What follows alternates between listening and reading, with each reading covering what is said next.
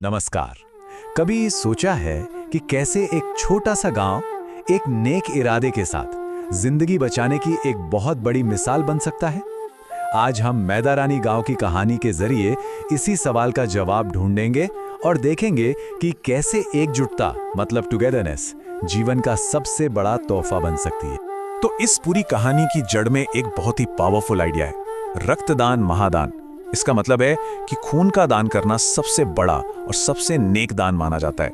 ये सिर्फ कोई मेडिकल प्रोसीजर नहीं है, बल्कि एक गहरा विश्वास है कि इसके जरिए किसी को जिंदगी का सबसे कीमती तोहफा दिया जा रहा है। तो चलिए शुरू करते हैं पहले हिस्से से, रक्तदान एक महादान।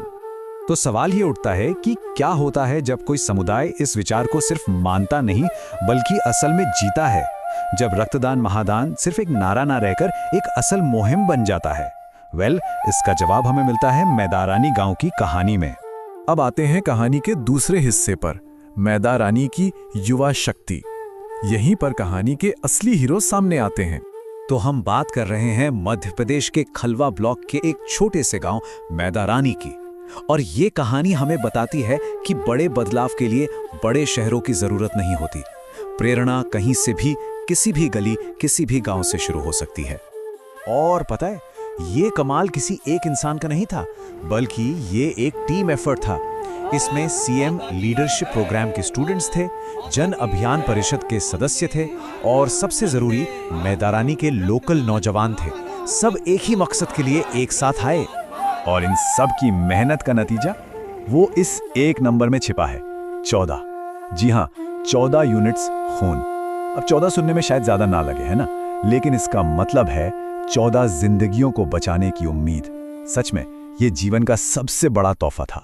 तो सवाल ये है कि ये सब हुआ कैसे? चलिए देखते हैं कहानी के तीसरे हिस्से में, एकजुटता का आयोजन। आप जानते हैं, हर बड़ी पहल के पीछे एक गाइड, एक मेंटोर होता है। इस केस में ये भूमिका निभाई जिला पंचायत के उपाध्यक्ष श्री दिव्यदित्य शाह ने। वो युवाओं के लिए एक रोल मॉडल थे और उनके गाइडेंस ने इस कैंप को सफल बनाने में बहुत बड़ा रोल प्ले किया। और बात सिर्फ युवाओं तक ही नहीं रुकी। गांव की सरपंच श्रीमती मुन्नी बाई से लेकर जन अभियान परिषद के अधिकारी और सोशल वर्कर्स तक पूरा का पूरा समुदाय इस कोशिश के पीछे खड़ा था। और यह दिखाता है कि जब सब एक साथ आते हैं तो बदलाव होकर रहता है। श्री शाह ने जो कहा उसने सच में लोगों के दिलों को छू लिया। उन्होंने कहा, रक्तदान सबसे बड़ा पुण्य है। दिया गया रक्त किसी जरूरतमंद की जान बचा सकता है। हर युवा को इस नेक कार्य में सहभागी बनना चाहिए। ये सिर्फ शब्द नहीं थे, ये एक सीधी अपील थी जिसने वहां मौजूद हर नौजवान के दिल में एक नया जोश भर दी। तो इस एक दिन के कैंप का आखिर असर क्या हुआ, ये हमें कहानी का चौथा हिस्सा बताएगा, प्रेरणा का संदेश। अगर उस दिन के माहौल को एक शब्द में बताना हो तो वो था उत्साह। मतलब एक ऐसा जोश जो आप हवा में महसूस कर सकते थे। युवाओं की एनर्जी देखने लायक थी। हर कोई बिना किसी स्वार्थ के कुछ अच्छा करने के लिए आगे आ रहा था। और इस जोश के पीछे ना एक बहुत गहरी सोच थी कि मानव सेवा ही सबसे ऊपर है। उन लोगों के लिए ब्लड डोनेशन सिर्फ एक ड्यूटी नहीं थी, बल्कि इंसानियत की सेवा का सबसे बड़ा जरिया था। एक जिंदगी को दूसरी जिंदगी से जोड़ने का एक तरीका। और पता है, इन युवाओं को उनके इस काम के लिए क्या मिला? उन्हें एक बहुत ही खास नाम दिया गया, रक्तवीर। ये सिर्फ एक थैंक यू नहीं था, ये एक सम्मान था, एक पहचान थी कि उनका ये कदम किसी बहादुरी से कम नहीं था। तो मैदारानी की ये कहानी हमें एक बहुत ही अहम सवाल के साथ छोड़ जाती है। कैसे एक छोटा सा कदम, एक छोटा सा गांव जिंदगी का इतना बड़ा उपहार बन सकता है।